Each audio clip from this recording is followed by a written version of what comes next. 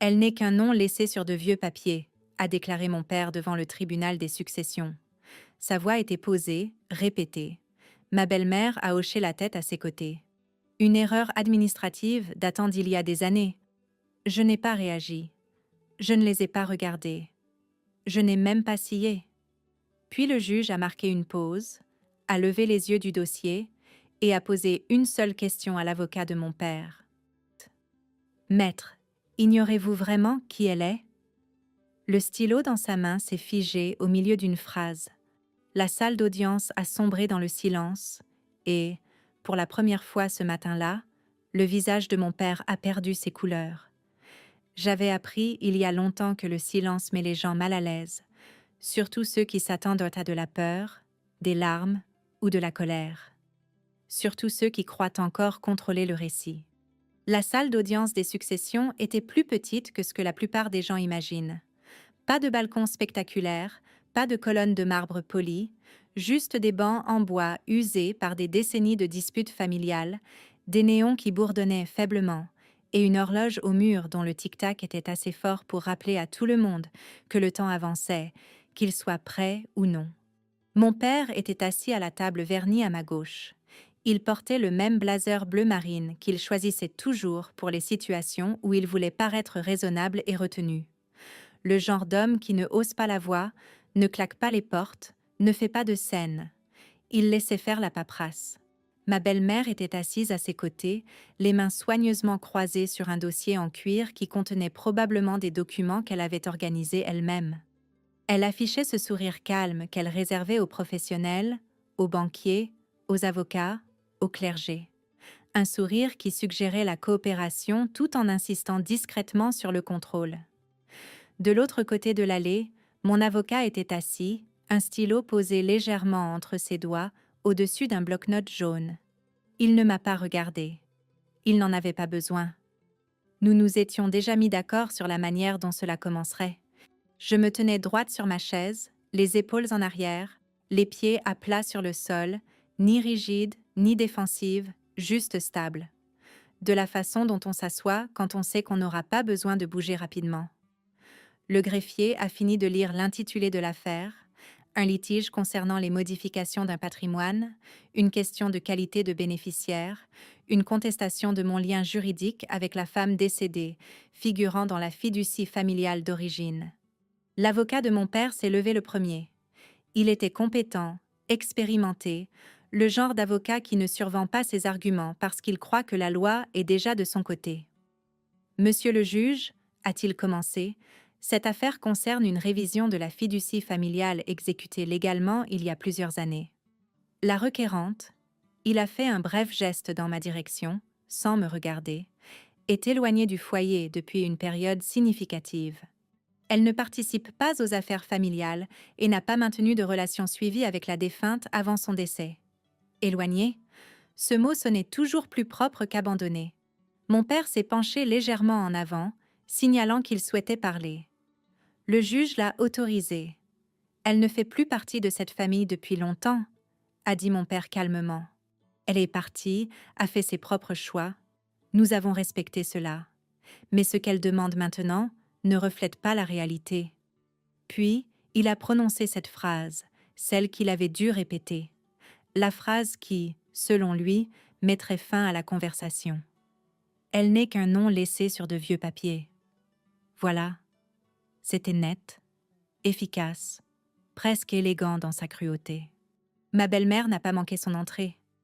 C'était simplement une erreur administrative, a-t-elle ajouté doucement. Quelque chose qui a été négligé lors de la mise à jour de la fiducie. Ce sont des choses qui arrivent.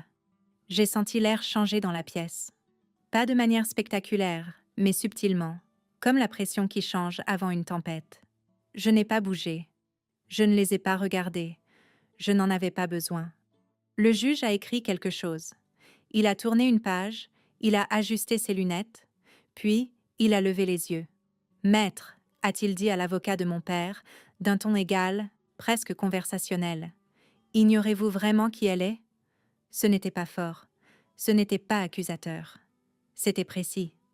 L'avocat a hésité juste une fraction de seconde, mais dans une salle d'audience, les fractions de seconde comptent. Je. Monsieur le juge, a-t-il dit prudemment. Le juge a soutenu son regard. Avant de poursuivre, je veux être clair. Êtes-vous en train de dire à ce tribunal que vous ne savez pas qui est la requérante? Le stylo de l'avocat planait inutilement au-dessus de son carnet. Le sourire de ma belle-mère s'est crispé. Mon père a tourné la tête un peu trop vite pour paraître décontracté. Je suis restée immobile. Le juge a jeté un nouveau coup d'œil au dossier. Nous y reviendrons, a-t-il dit.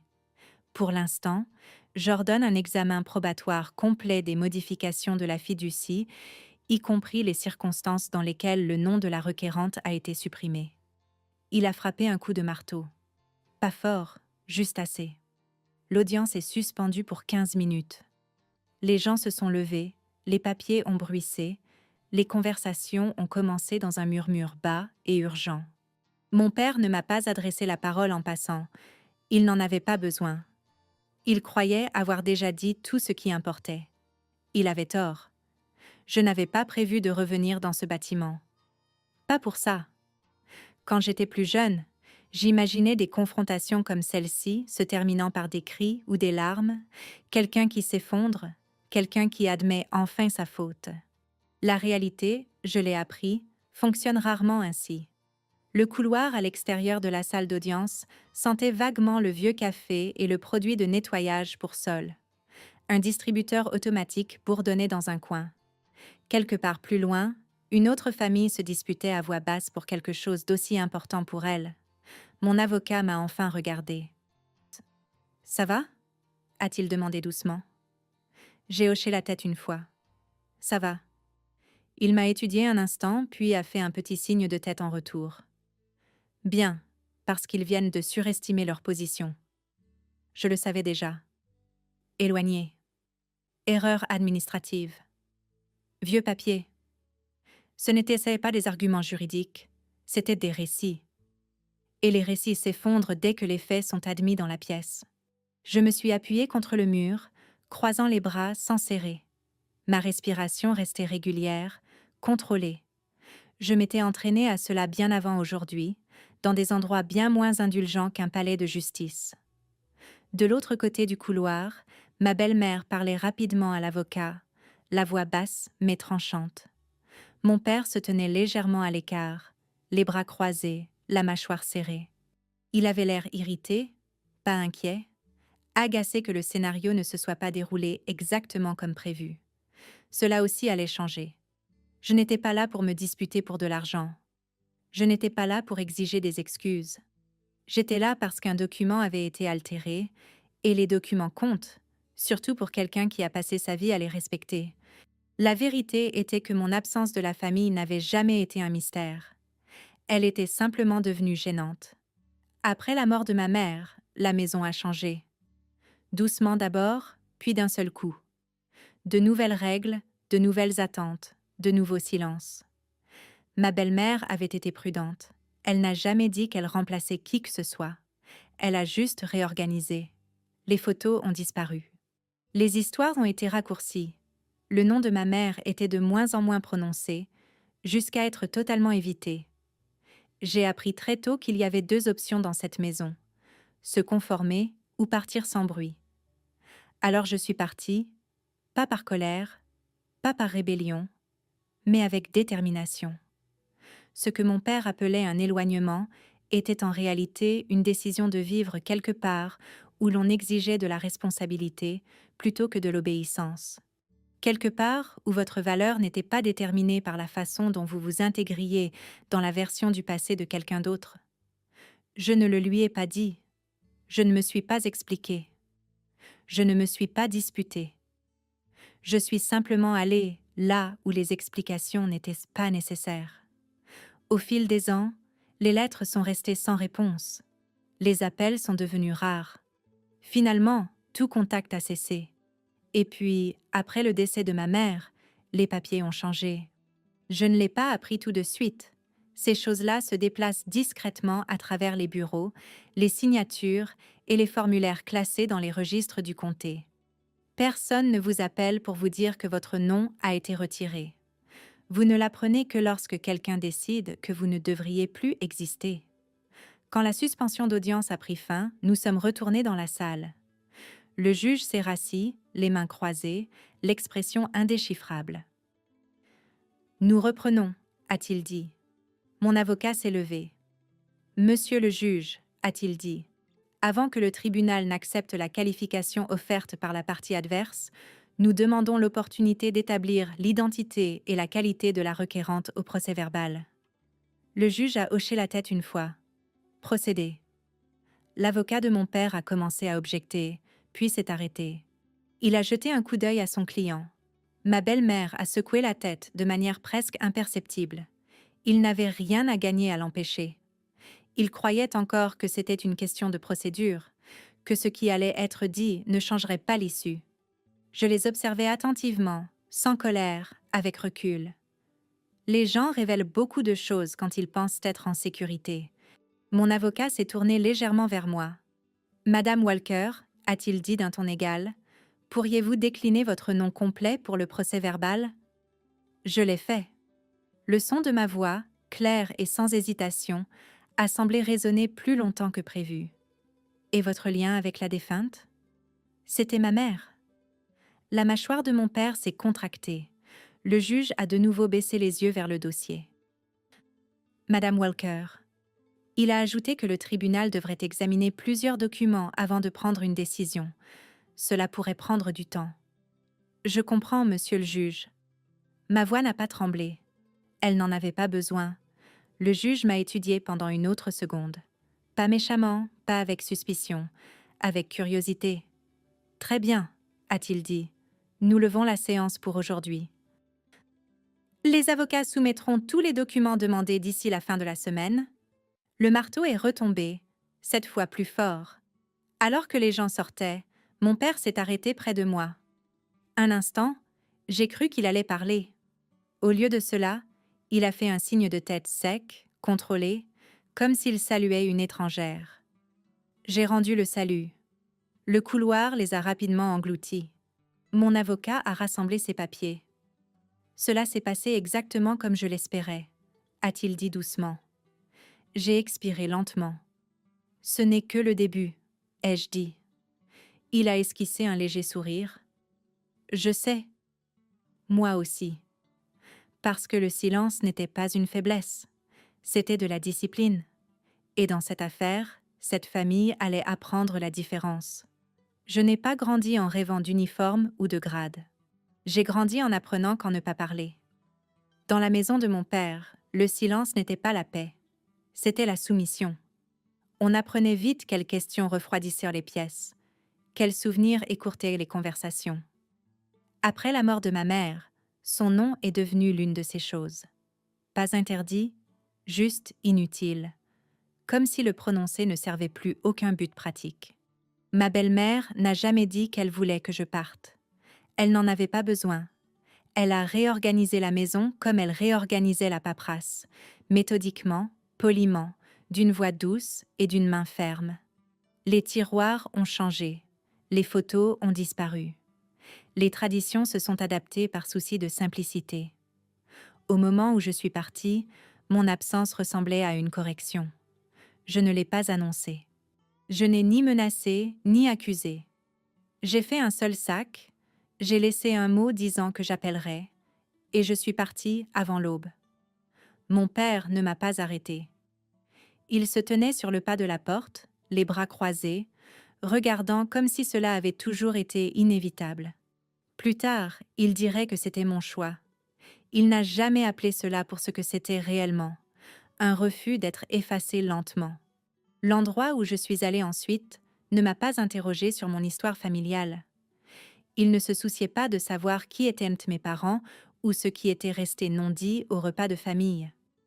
Il se souciait de savoir si je pouvais écouter, apprendre et garder mon sang-froid quand les choses devenaient inconfortables. Les premières semaines ont été un choc pour le système. Des réveils matinaux, des règles claires, des conséquences immédiates et justes. Pas d'agression passive, pas de punition sournoise. Si vous échouiez, vous saviez pourquoi.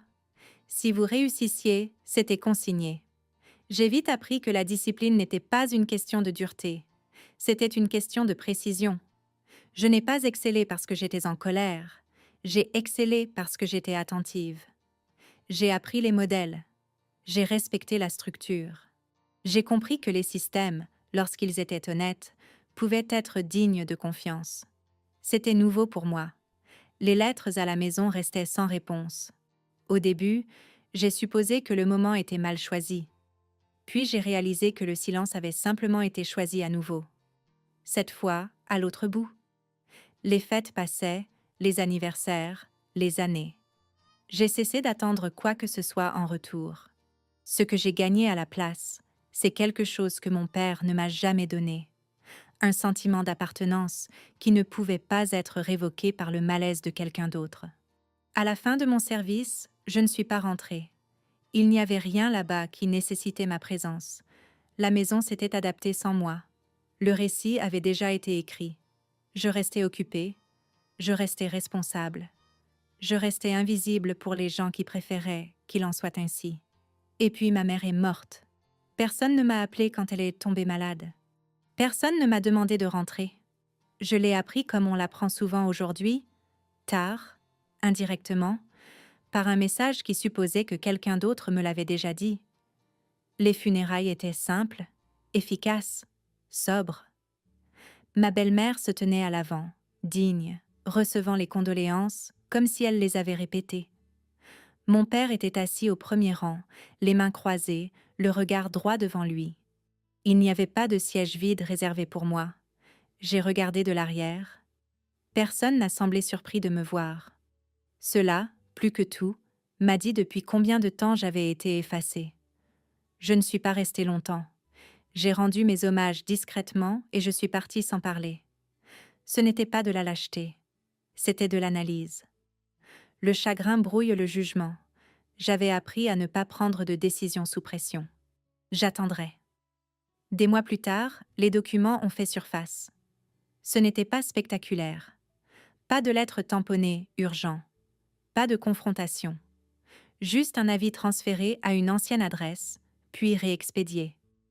Un résumé des modifications de la fiducie déposée des années plus tôt.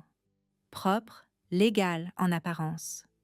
Mon nom manquait, pas barré, pas contesté, simplement absent. Il y avait une phrase expliquant le changement.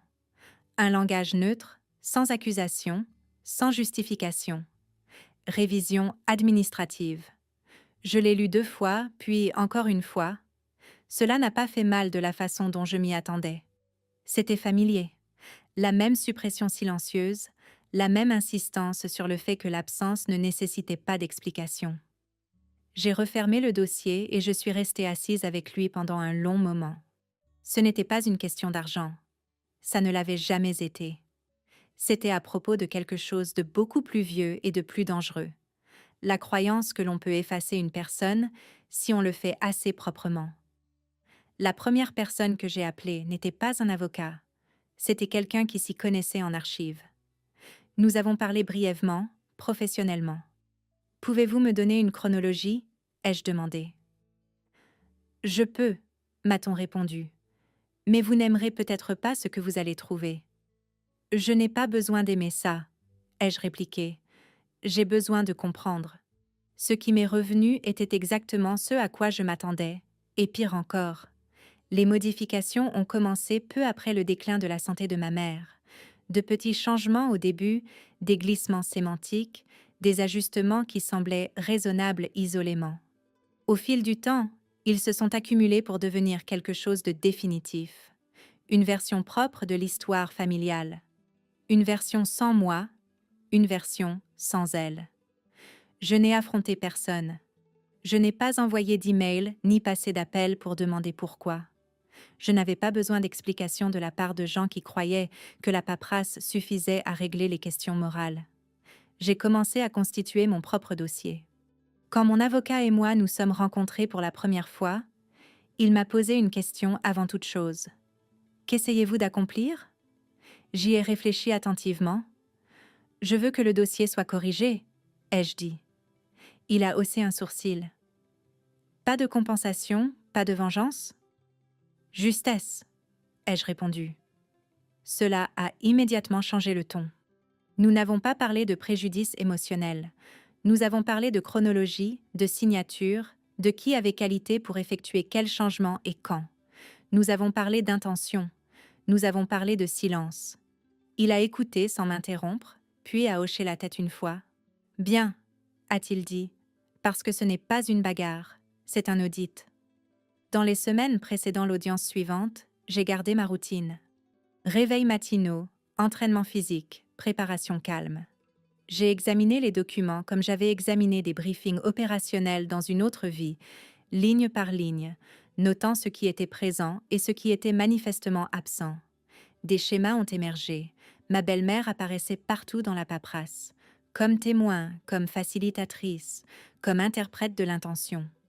Mon père apparaissait moins souvent que prévu. Cela comptait. Je n'ai pas spéculé sur les motifs. Je n'en avais pas besoin. Les documents racontent leur propre histoire si on les laisse faire. J'ai remarqué des dates qui coïncidaient avec des moments où ma mère ne pouvait plus parler pour elle-même. J'ai remarqué des formulations qui suggéraient une urgence, là où il n'en existait aucune auparavant. Surtout, j'ai remarqué à quel point le mot « famille » apparaissait souvent sans définition. La famille, dans ces documents, était un concept, pas une liste. C'était une erreur. L'audience suivante est arrivée rapidement. Mon père semblait plus alerte cette fois, plus prudent. Il avait lu quelque chose, compris quelque chose. Ma belle-mère était toujours calme, toujours impeccable, mais ses mains restaient sur son dossier plus longtemps que nécessaire. J'ai pris place et j'ai attendu. L'avocat adverse a répété les mêmes thèmes avec de légers ajustements. Éloignement, absence, choix. Quand mon avocat s'est levé, il n'a pas argumenté. Il a posé des questions. Qui a initié la modification? Qui a rédigé le texte? Qui l'a revu avec la défunte? Chaque réponse réduisait le champ d'action. Le juge écoutait attentivement. À la fin de la séance, il s'est penché légèrement en avant. Ce tribunal aura besoin de clarifications supplémentaires concernant l'intention et la représentation, a-t-il déclaré. Les avocats soumettront une documentation complémentaire. Il a marqué une pause, et la requérante restera reconnue comme partie intéressée en attente d'examen. Mon père a expiré brusquement. Ce n'était pas une défaite, mais ce n'était pas une victoire non plus. C'était quelque chose de pire, l'incertitude. Ce soir-là, j'étais assise seule dans mon appartement, des documents étalés sur la table. La ville dehors était calme, tardive, indifférente aux drames familiaux. J'ai pensé à ma mère, à la façon dont elle insistait sur le fait que les noms comptaient, que les dossiers comptaient, que le fait d'être inscrite signifiait qu'on se souvenait de vous. Elle aurait détesté ce qu'ils avaient fait. J'ai fermé le dossier et empilé les papiers avec soin.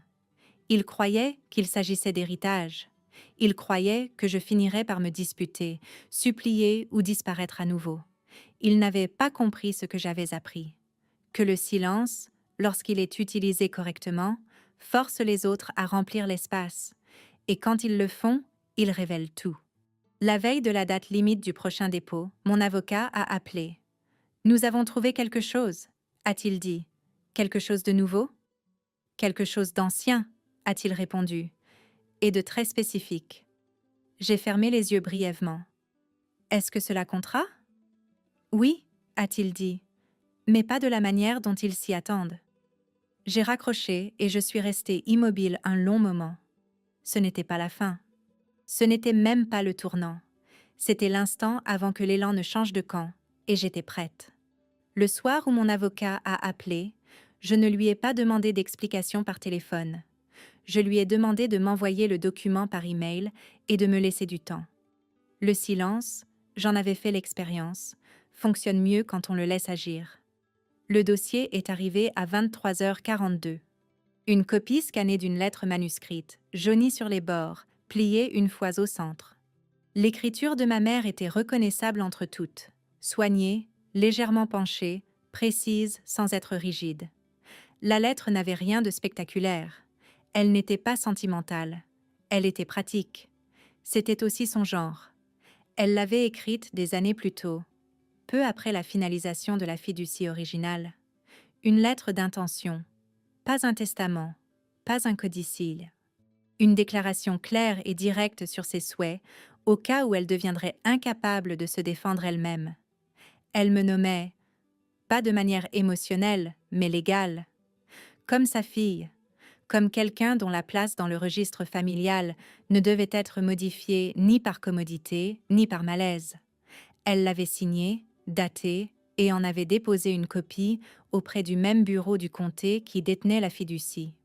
Elle n'avait jamais été mentionnée dans aucune modification. Je l'ai lue une fois, puis une seconde fois. Je n'ai pas ressenti de soulagement. J'ai ressenti une forme d'alignement. Ce sentiment tranquille que l'on éprouve quand une chose que l'on soupçonnait finit par se confirmer. Il n'avait pas seulement supprimé mon nom, il l'avait contourné. Le lendemain matin, j'ai repris ma routine. Entraînement physique, café, une courte promenade avant que la ville ne s'éveille. J'ai gardé mon téléphone en mode silencieux. Quand on se prépare pour quelque chose d'important, on ne se précipite pas. On resserre les processus. On vérifie les hypothèses. On ne laisse rien au hasard. Mon avocat et moi nous sommes rencontrés plus tard dans la journée, dans son bureau. Pas de drame, pas de félicitations. Cela ne gagne pas l'affaire tout seul, a-t-il dit en tapotant le dossier. Mais cela la recadre. Comment ? Ai-je demandé. Cela déplace l'intention, a-t-il répondu. De l'oubli vers l'évitement. C'était le mot que j'attendais. L'évitement n'était pas neutre. C'était délibéré. Nous avons planifié la phase suivante avec soin, de manière stratégique et non émotionnelle. Nous ne prévoyons pas de présenter la lettre immédiatement. Pas encore. Le timing comptait. La pression comptait. Au lieu de cela, nous nous sommes concentrés sur l'exposition des incohérences, de petites incohérences, de celles qui s'accumulent discrètement jusqu'à ce que l'histoire s'effondre sous son propre poids. Dans les semaines qui ont suivi, le camp de mon père est devenu plus actif. Des emails, des requêtes, des dépôts complémentaires qui ne clarifiaient rien tout en essayant de paraître exhaustifs. Chaque document introduisait un nouveau langage, de nouvelles explications. Aucun d'entre eux ne mentionnait la lettre.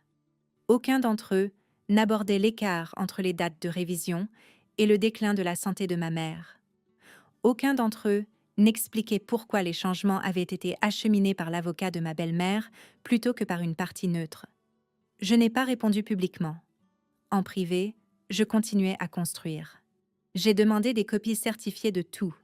J'ai suivi les horodatages. J'ai croisé les références des notaires et des témoins. J'ai appris quels bureaux étaient rapides et lesquels demandèrent de la patience. J'ai traité cela comme je traitais les opérations complexes, décomposées en morceaux, puis réassemblées d'une manière qui dise la vérité. Les gens comprennent mal le silence. Ils pensent que c'est de la peur ou de l'indécision. Ils supposent que si vous ne parlez pas, vous ne pensez pas.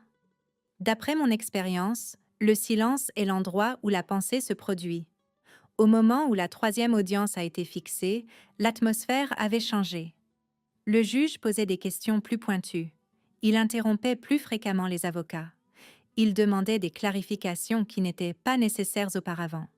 Ma belle-mère souriait toujours, mais cela n'atteignait plus ses yeux. Sa confiance reposait sur l'hypothèse que tout ce qui était important avait déjà été dit. Mon père parlait moins. Quand il le faisait, il choisissait ses mots avec précaution, comme s'il craignait qu'une seule phrase ne puisse défaire tout le reste. Il commençait à sentir du mouvement sous la surface. Il ne savait juste pas par où cela allait percer. Un après-midi, alors que je quittais le bureau de mon avocat, mon père m'a appelé. C'était la première fois qu'il me contactait directement depuis le début de l'affaire. J'ai laissé sonner une fois, puis j'ai répondu. « Nous n'avons pas besoin de faire ça », a-t-il dit sans préambule. « Nous pouvons régler cela en privé. »« Régler quoi ?» ai-je demandé. Il a hésité. « Le malentendu. » Je n'ai rien dit. « C'est devenu plus compliqué que ça ne devrait l'être », a-t-il continué. Les gens posent des questions. « Ils devraient », ai-je répondu. Une pause, plus longue cette fois. « Qu'est-ce que tu veux ?» a-t-il demandé. C'était la mauvaise question. « Je veux que le dossier soit exact », ai-je dit. C'est tout. Il a expiré bruyamment. Tu sais que ce n'est pas comme ça que les choses fonctionnent. Je sais, ai-je dit calmement. C'est pour ça que nous sommes au tribunal. Il n'a pas répondu. Quand il a repris la parole, sa voix avait perdu de sa superbe. Ta mère n'aurait pas voulu cela. J'ai fermé les yeux un court instant. Tu n'as pas à parler pour elle, ai-je dit. Tu as renoncé à ce droit. La ligne a été coupée. Ce soir-là, j'étais assise à ma table de cuisine avec la lettre à mes côtés. Je ne l'ai pas touchée. Je n'en avais pas besoin. Il n'était pas question de justification. Il ne s'agissait pas de forcer qui que ce soit à admettre sa culpabilité. C'était une question de contrôle. Il croyait que le contrôle venait du fait de façonner les récits assez discrètement pour que personne ne s'en aperçoive, de supprimer des gens sans jamais prononcer leur nom. Ce qu'il n'avait pas prévu, c'était la discipline. J'avais appris à attendre, à écouter, à n'agir que lorsque le moment était venu, et ce moment approchait. À l'audience suivante, l'avocat adverse a tenté de changer de stratégie. Au lieu d'argumenter sur l'éloignement, il s'est concentré sur la pertinence. Même si la requérante croit qu'il y a eu des irrégularités, a-t-il dit, rien ne suggère une intention malveillante.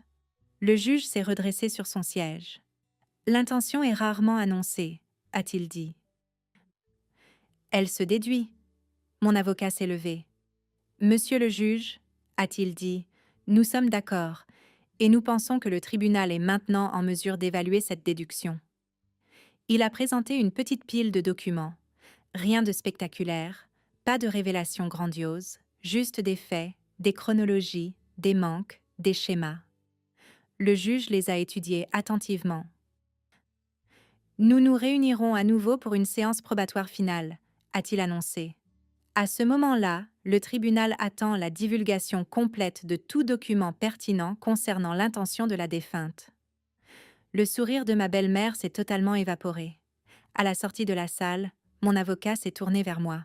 « Ils sont coincés », a-t-il dit. « Ils ne le savent pas encore, mais ils le sont. » J'ai hoché la tête. « Ils pensent toujours que c'est une affaire d'argent », ai-je dit. Il a esquissé un sourire. « C'est souvent le cas. » Je suis sortie sous le soleil de la fin d'après-midi, sentant le poids se déplacer, sans disparaître, juste changer de place. Ce n'était pas la victoire, c'était l'inéluctabilité. Ils avaient supprimé mon nom parce qu'ils croyaient que les noms ne comptaient que sur le papier. Ils allaient apprendre ce qui arrive quand le papier a une meilleure mémoire que les hommes. L'audience finale a été fixée au mois suivant. En attendant, j'ai patienté, ni passivement, ni anxieusement, avec intention. Parce que le silence, quand il est choisi délibérément, n'est pas une absence. C'est une préparation. Et une préparation bien faite ne laisse aucune issue de secours. L'audience probatoire finale a commencé sans cérémonie. Pas de voix forte, pas d'entrée théâtrale, juste le rythme lent et délibéré d'un tribunal se préparant à décider de ce qui resterait au dossier et de ce qui serait corrigé. J'ai pris place de la même manière que toutes les fois précédentes, le dos droit, présente. Cette posture n'était pas une performance, c'était une habitude. Quand on a passé des années à s'entraîner pour rester calme pendant que les autres perdent le contrôle, votre corps s'en souvient même quand votre esprit est ailleurs. Mon père était assis à 2 sièges de ma belle-mère. Cette distance était nouvelle, subtile, mais révélatrice. Elle se penchait vers son avocat, lui chuchotant avec une urgence tranchante qu'elle ne prenait plus la peine de cacher. Il hochait la tête, bien que ses yeux restent fixés sur le juge. Le juge est entré. La salle s'est levée. La salle s'est rassise. « Maître », a-t-il dit en balayant l'assemblée du regard, « nous sommes ici pour conclure cette affaire. J'attends de la clarté aujourd'hui. » Personne n'a objecté. L'avocat de mon père s'est levé le premier. Il parlait avec précaution maintenant, moins confiant, moins théâtral. « Monsieur le juge, » a-t-il dit, « nous maintenons que les modifications de la fiducie étaient légales et que toutes les omissions étaient de nature administrative. Il n'y avait aucune intention de dénaturer les faits. » Le juge a levé la main, pas brusquement, mais avec précision. « J'ai examiné les documents déposés », a-t-il déclaré. Vous pouvez poursuivre, mais comprenez bien ceci. Ce tribunal ne se soucie plus de l'apparence formelle de ses actes. Nous nous soucions de ce qui était connu, au moment où cela l'était, et par qui. L'avocat a hoché la tête, a dégluti et a continué. Il a parlé de processus, de délégation, de malentendus, il évitait les noms. Quand il a fini, le juge s'est tourné vers mon avocat. « À vous, maître !» Mon avocat s'est levé. « Nous appelons Madame Walker à la barre », a-t-il dit. Je me suis levée. Le trajet jusqu'à la barre m'a semblé familier. Pas parce que je l'avais déjà fait, mais parce que j'étais entrée dans des pièces comme celle-ci de nombreuses fois dans ma vie. Des pièces où les mots entraînaient des conséquences et où la prestance comptait. J'ai prêté serment. Mon avocat a commencé par les bases. Nom, âge, lien avec la défunte. Puis, il a marqué une pause. « Madame Walker », a-t-il dit d'un ton calme, « pouvez-vous décrire brièvement votre parcours professionnel ?» C'était là. Le point de bascule. Je n'ai pas précipité ma réponse. « Je sers dans l'armée des États-Unis », ai-je dit. C'est le cas depuis plus de 2 décennies. Quelques têtes se sont tournées. Pas celle de mon père. « Et votre poste actuel ?»« J'occupe un rang d'officier supérieur », ai-je répondu, avec des responsabilités de commandement. L'atmosphère a changé. Pas de manière bruyante, pas de manière visible, mais de manière indéniable. Le juge s'est penché légèrement en avant. Le greffier a arrêté de taper pendant une demi-seconde. L'avocat de ma belle-mère a jeté un coup d'œil à ses notes, puis a relevé les yeux comme s'il recalibrait sa stratégie. Mon père s'est enfin tourné vers moi. J'ai gardé le regard droit devant moi. Mon avocat n'a pas insisté. Il n'a pas listé les décorations ou les déploiements. Il n'en avait pas besoin. Il a simplement établi que mon absence de la vie familiale n'avait pas été une dérive vers le néant. C'était un service. « Madame Walker », a-t-il poursuivi, « êtes-vous familière avec les normes de tenue des registres ?»« Oui », ai-je dit, de manière approfondie. « Et l'importance de l'exactitude ?»« Oui. » Il a hoché la tête. « J'aimerais présenter la pièce C. » Le greffier a pris le document, le juge l'a examiné. « Est-ce la lettre que vous avez identifiée plus tôt ?» a demandé mon avocat. « C'est elle, » ai-je dit. « Pouvez-vous expliquer son but ?»« C'est une lettre d'intention, » ai-je répondu. « Écrite par ma mère, déposée au comté. Elle définit ses souhaits concernant sa succession et ma qualité de fille, au cas où elle ne serait plus en mesure de se défendre. » L'avocat de mon père s'est levé. « Objection. Ce document n'a pas été incorporé à la fiducie. »« Reçu en partie, » a dit le juge calmement, « mais le tribunal entendra le témoignage concernant son existence et sa pertinence quant à l'intention. » Il s'est tourné vers moi. « Poursuivez. » J'ai expliqué comment la lettre avait été écrite, quand elle avait été déposée, où elle avait été conservée, comment elle était restée intacte à travers de multiples révisions de la fiducie. Je n'ai pas spéculé. Je n'ai pas accusé. J'ai simplement exposé les faits. Quand mon avocat a eu fini, le conseil de mon père s'est approché pour le contre-interrogatoire. Il a hésité avant de parler. « Madame Walker, » a-t-il dit, « vous avez décrit une carrière exigeante, une carrière qui demande de la distance, du temps loin de chez soi. »« Oui, » ai-je dit. « Et pendant ce temps, vous avez eu des contacts limités avec votre famille ?»« C'est exact. » « Il serait donc juste de dire que votre relation avec le foyer était minimale ? » ?»« Non, » ai-je dit. « Il serait exact de dire qu'elle était à sens unique. » Un murmure a parcouru la salle. Le juge n'a pas réagi. L'avocat a changé de position. « Vous n'assistiez pas aux fêtes de famille.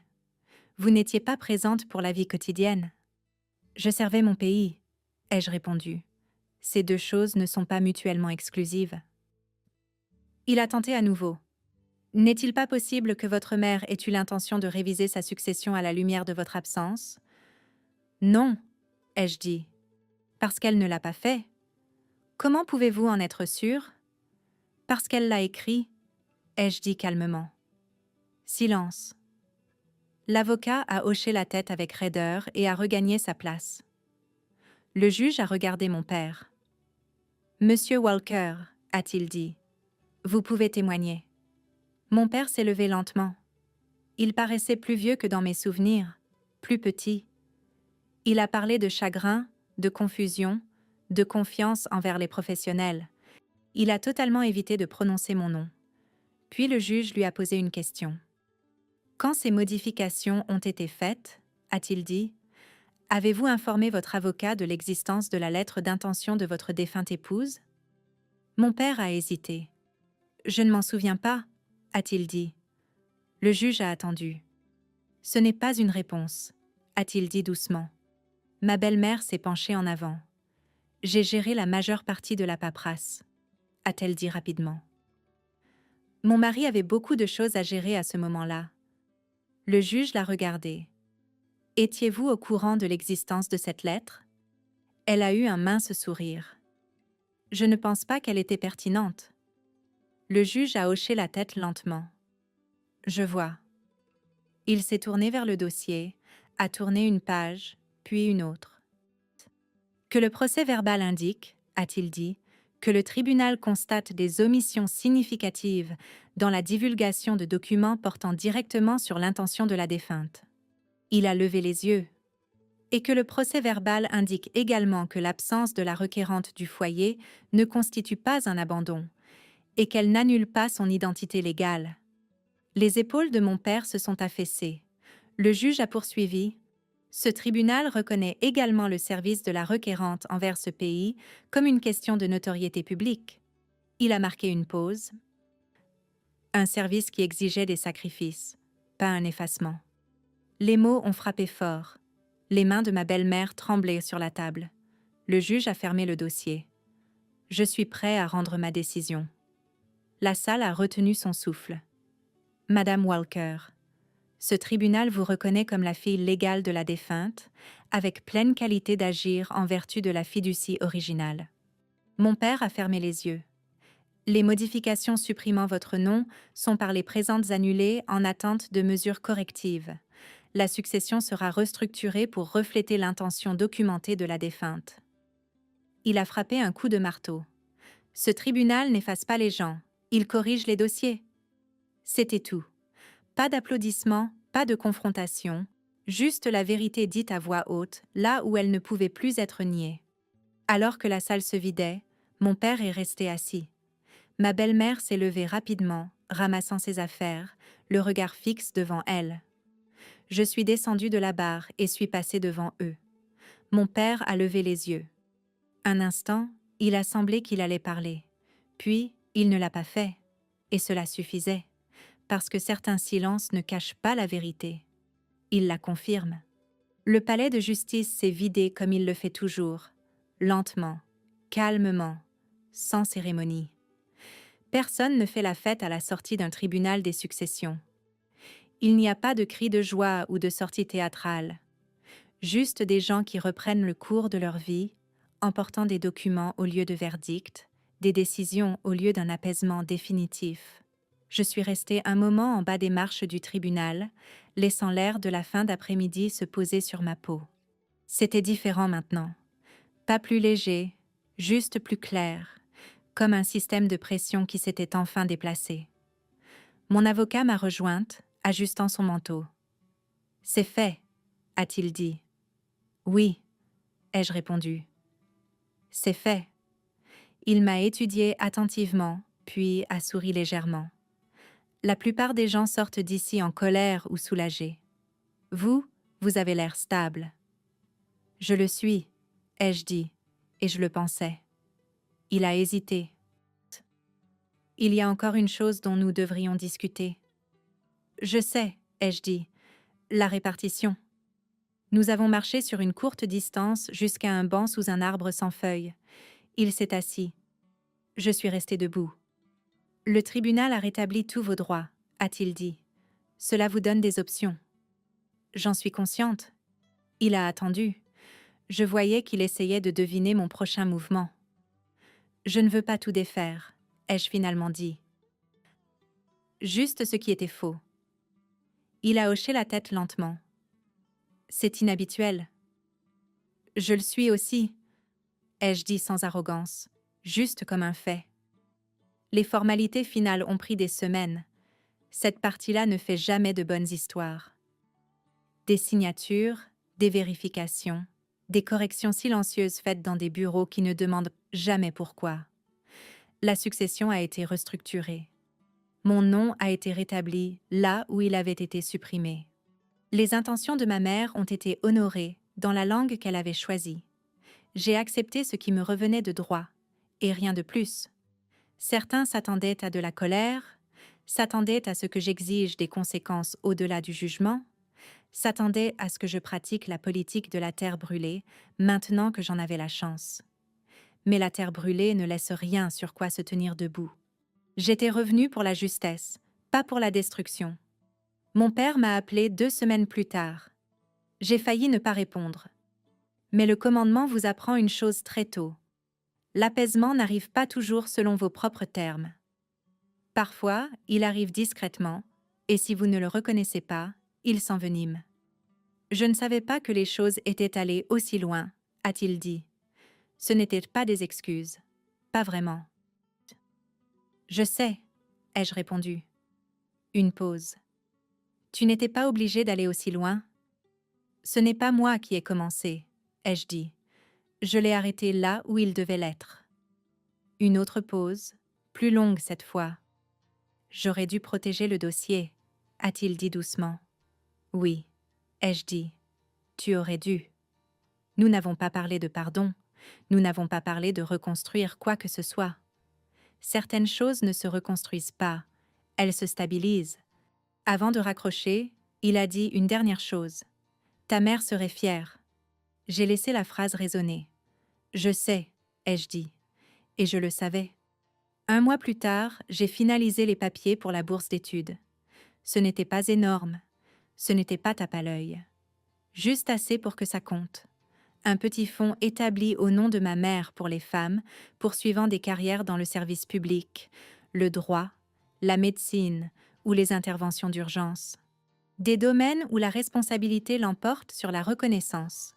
Pas de communiqué de presse, pas de cérémonie, juste un acte officiel. J'ai également versé une partie de la succession à un programme local de soutien aux vétérans, le genre de programme qui aide en toute discrétion. Aide au logement, placement professionnel, conseils psychologiques, des gens qui comprennent que le service ne s'arrête pas quand on retire l'uniforme. Cela me semblait juste. Par une soirée calme peu après, je suis rentrée dans mon appartement et j'ai ouvert une boîte que je n'avais pas touchée depuis des années. À l'intérieur se trouvaient quelques objets que j'avais gardés de mon enfance. De vieilles photos, des bulletins scolaires, un bracelet que ma mère m'avait offert quand j'étais plus jeune. Tout au fond se trouvait une copie de la lettre qu'elle avait écrite, celle qui avait failli être effacée. Je l'ai lue une fois de plus. Pas parce que j'avais besoin d'être rassurée, mais parce qu'elle me rappelait pourquoi j'étais restée disciplinée quand il aurait été plus facile d'exploser. Elle savait déjà à l'époque que le plus grand danger n'était pas le conflit, c'était l'omission. Les gens comprennent souvent mal la vengeance. Ils pensent qu'elle doit être bruyante, punitive, définitive. Mais la vengeance la plus efficace ne détruit pas. Elle corrige. Elle ne crie pas. Elle documente. Une fois tout cela terminé, personne ne pouvait plus prétendre être confus. Personne ne pouvait plus prétendre ne pas savoir. Le dossier parlait de lui-même. Et cela suffisait. J'ai repris mon travail, mes réunions de commandement, mes responsabilités qui ne s'arrêtaient pas pour les drames familiaux. Personne là-bas ne me traitait différemment. Il ne l'avait jamais fait. Je me comportais de la même manière que toujours. Stable, précise, responsable. Mais quelque chose avait changé. Pas à l'extérieur, mais à l'intérieur. Je n'avais plus à me demander si j'avais ma place quelque part. La réponse était écrite. Parfois, tard dans la nuit, je repense à ce moment dans la salle d'audience. La voix du juge, la pause, le poids d'une seule question. Ignorez-vous vraiment qui elle est ? Elle ne s'adressait pas seulement à un avocat, elle s'adressait à quiconque croit que le silence est égal à l'absence. qu'une vie peut être effacée si on ne la raconte pas à voix haute. Ils avaient tort. Je n'avais pas besoin de hausser la voix. Je n'avais pas besoin de prendre plus que ce que je méritais. J'avais juste besoin que la vérité soit inscrite au dossier. Si vous écoutez ceci et que vous avez déjà été effacé d'une histoire qui aurait dû vous inclure, sachez ceci. Vous n'avez pas à crier pour être entendu. Vous n'avez pas à détruire pour gagner. Et vous n'avez pas à accepter la version de votre vie de quelqu'un d'autre juste parce qu'il l'a écrite le premier. Parfois, la chose la plus puissante que vous puissiez faire est d'attendre, de vous préparer et de parler une seule fois, clairement, quand cela compte. Parce que la justice n'arrive pas toujours avec du fracas. Parfois, elle arrive avec une correction. Si cette histoire a résonné en vous, prenez un moment pour réfléchir aux batailles silencieuses de votre propre vie, celles où la dignité comptait plus que les applaudissements. N'hésitez pas à partager vos réflexions dans les commentaires ou à transmettre cette histoire à quelqu'un qui pourrait avoir besoin de l'entendre. Et si vous souhaitez entendre d'autres histoires comme celle-ci, des histoires de retenue, de responsabilité et de justice bien rendue, pensez à vous abonner et à rester connecté. Merci de votre écoute. ¡Otro! ¿Ya se fue? Sí, ya se fue, güey, ya se fue.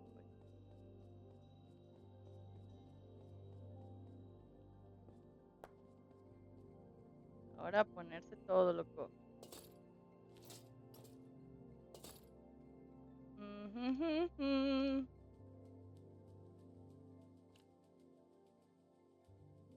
Bueno, vámonos a tirar vergazos otra vez. Vamos con el panda, vamos con el panda, vamos con el panda. Ay, esa cosa está potente, plebes. Hasta me sudan las manos, güey. ¡Vámonos, vámonos, vámonos! ¡Fierro! Ya no te asustes.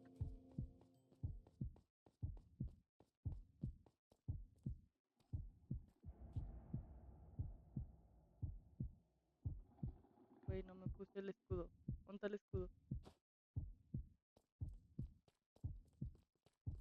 Panda.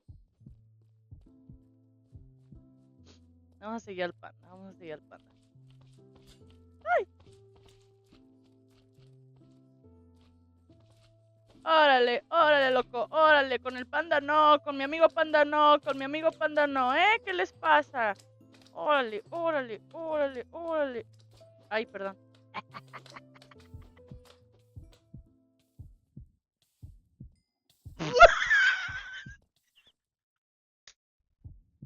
Se me olvidó que la mía tiene fuego, perdón. Ah, la verga.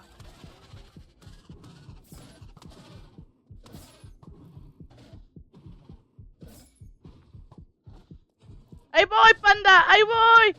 Yo te voy a ayudar, panda. ¡A la verga, loco! ¡Me lo mató! ¡Oh!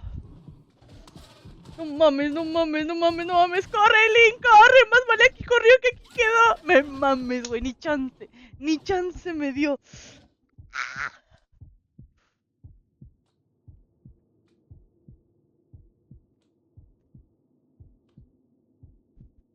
Permítanme, me voy a prender un abanico. Porque esta madre ya me dio calor. Antonitz. F. Yo queriéndole ayudar al pandita. Vamos por el... Tu gordito panda. Me levanto, no sabía que Güey, podía yo hacer eso, tampoco jajaja. sabía, güey. Yo sentí que te agarró el cuello y te dijo, ahora sí, hijo de tu mamá. Así lo sentí yo, loco. Déjame duermo, duérmete. Duérmete, duérmete, duérmete, duérmete, loco. ¿Te puedes dormir o no?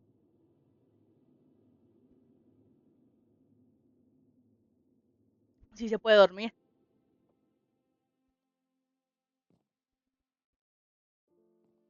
Vamos, panda, vamos. Según yo, más vale aquí corrió que aquí quedó y ahí quedé. Ok.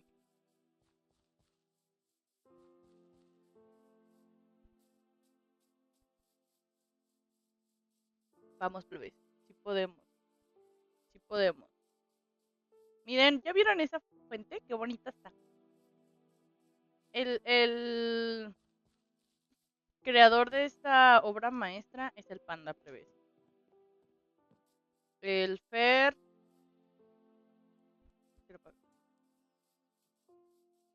El Fer fue chalán y yo llegué a existir.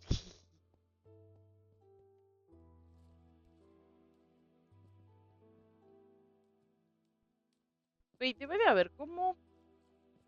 Ah, por acá. Vámonos, bajamos por aquí. ¡Ah! ¡Ta madre, güey! Puede caer en todos lados.